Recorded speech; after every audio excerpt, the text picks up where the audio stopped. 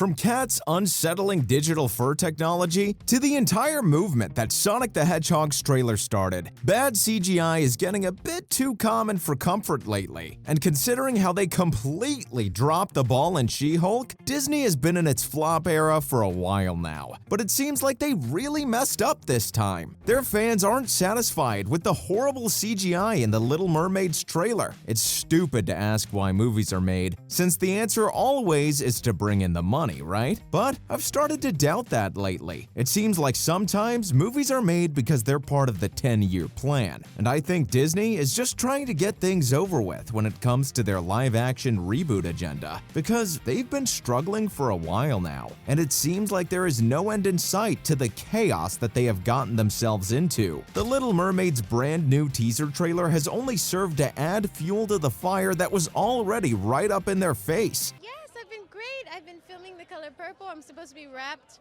this next week, so crossing my fingers we get it done. Just having a great time. This just had to happen in the wake of speculations that suggest that the company's top streaming service may soon be sold to outside publishers. When the last trailer for the film dropped 5 months ago, it didn't look all that bad, but that clearly isn't the case anymore, as fans absolutely despise the undercooked CGI in the new trailer, and that only spells disaster for Disney. One would assume that Disney, a company that powerful, a company that practically owns everything, would produce high-caliber films, at least in terms of technical quality. They have the resources to do the CGI work flawlessly. This teaser that came out before had already sparked racial backlash on the internet because of Disney race-swapping the main character. First and foremost, Ariel. That was, the dream for a director is that someone comes in and claims the role, and that's what Halle Bailey did.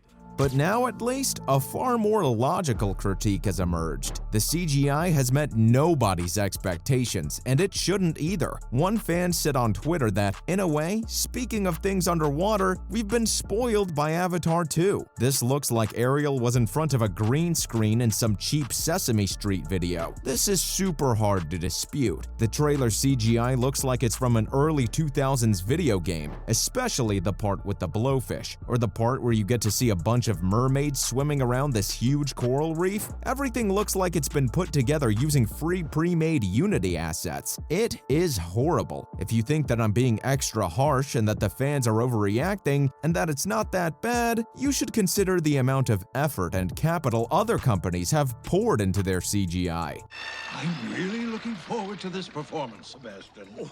Oh, Your Majesty! Pixar has pretty much invented render engines from scratch for their films, because doing things like animating each hair on Sully's entire body was getting a bit tedious. On the other end of the spectrum, you have Nolan, who was so obsessed with getting an accurate visual depiction of a black hole that he ended up discovering it with his team. It's just something about that stuck in my head as suggesting the biggest potential of movies. The simulated model they made turned out to be nearly the same as what NASA would find just a few months later. So much progress has been made at this point that it makes no sense for Disney to disappoint their fans like this anymore. Or does it? It's not helpful for Disney's image at all that they are now struggling to excite their fan base. Fans are well aware that Disney does not treat its employees well, and not well is a massive understatement. Even the employees of the enchanting Disneyland, who they like to call cast members, have often complained about being underpaid and disrespected. When it was revealed that the VFX artists employed by the billion-dollar corporation were being underpaid and overworked, the internet unanimously erupted in criticism of the company. Only Disney itself can get itself out of this situation by treating its employees better. And this only makes sense and gives us a much clearer picture of why the CGI in The Little Mermaid's teaser video seems super odd to many fans because of its quality. To many people, is only going to indicate how they have been treating their workers, if they were getting paid better, and if they had been working in a healthier environment.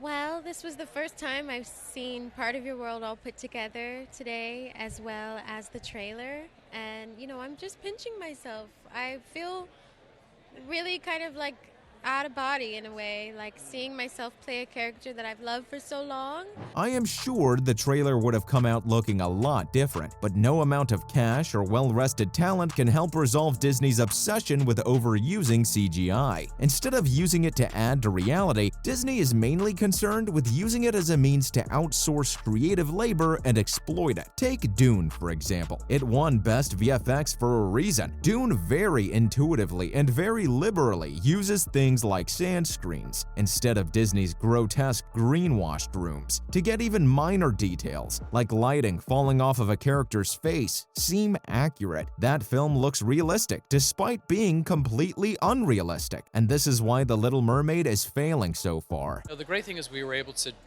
expand the film, deepen the film from the animated. Obviously, it's a live action film. And bring new characters into it. But has this always been the case for them? I have personally started seeing this weird thing happen with Pinocchio, and you can just tell by watching trailers of old Disney movies that the VFX artists just don't care about the lighting anymore, like at all. And that is what actually makes or breaks good animation. If we look at things from recent memory, like the new Lion King movie or the Beauty and the Beast film, all of which are live-action remakes like The Little Mermaid, you'll notice two things when you watch all of these trailers side by side. One is that Disney has a very specific cartoonish style to all their VFX, and that isn't a bad thing at all. I think it actually works for the kinds of things they're producing. And two, the quality of lighting slowly begins to drop as you move forward in time. But their true downfall begins with Pinocchio. Not only is it the fact that the 3D models cast no shadows compared to the space around them, or the fact that each of their characters looks like they're from a different movie. The only consistent thing about the film is that each of those characters has completely dead eyes. It's like they have no soul. And it is exactly for that reason I am worried about The Little Mermaid. A lot of Pinocchio's problems are already manifesting in its new trailer. Pixar mostly showcases footage and teasers that don't even make it to their final films. You can make the same case for The Little Mermaid. Sure, but that same laziness when it comes to lighting speaks volumes when you consider that many other fans have already picked out the same thing. That is not how things look underwater. Things are either too dark or too bright sometimes. That is also why that bit with the corals looks so odd and unrealistic. The best they have done is add volumetric lighting to the entire scene. But if you look at minor details like the shadows on the scales of each mermaid's tail, especially in the scene where Halle Berry flaunts all of her mermaid glory, it's where the issues start to become bright as day. If only the rest of the teaser was equally as bright. Either way, we can only hope that the backlash Disney is getting now will force them into finally fixing things. And maybe they can start doing that by, who knows, paying their employees a livable wage? It worked for Sonic, so it should work for The Little Mermaid too. And that'll have to do for Disney fans being dissatisfied with the trailer's horrible CGI.